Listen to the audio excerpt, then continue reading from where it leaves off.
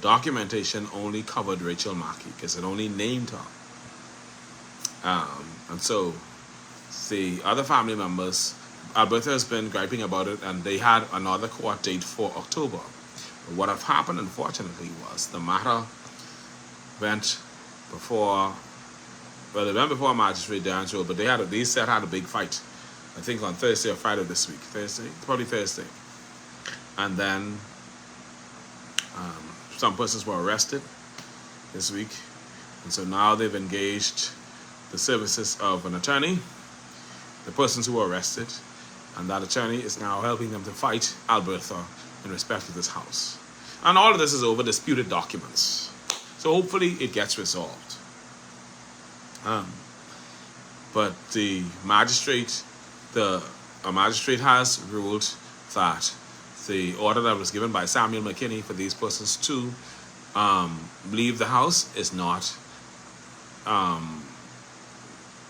to press forward.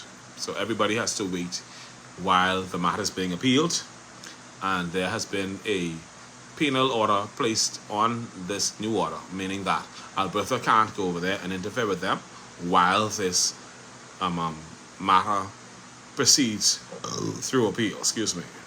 And so we're going to continue to follow that matter and we report as the information comes to us.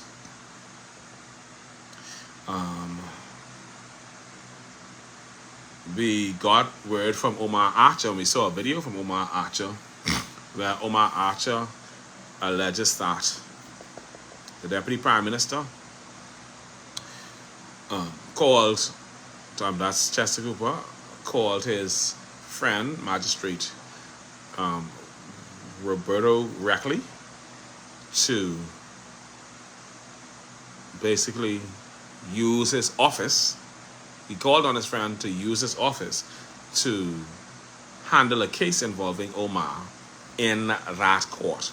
And I think that case is between Omar and Mr. Cooper. And Omar is alleging that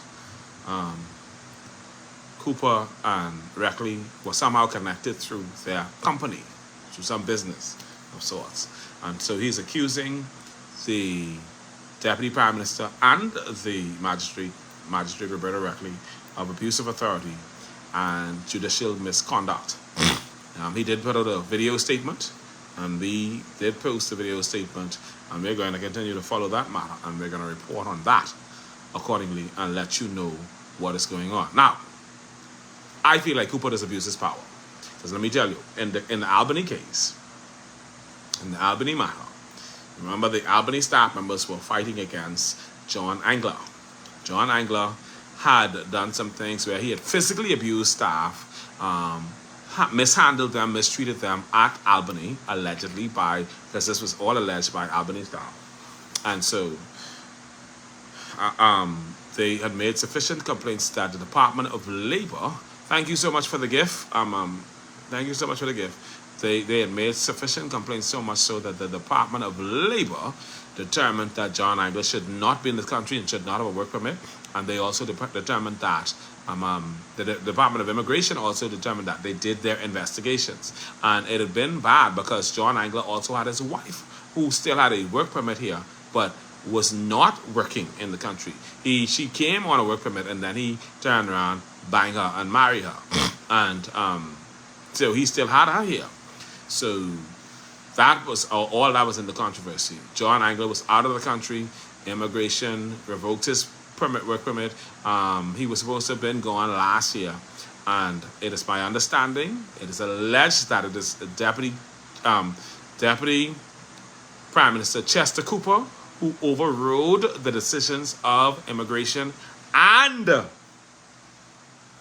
Department of Labor in respect of allowing John Angler to have his work permit and be able to stay in the country.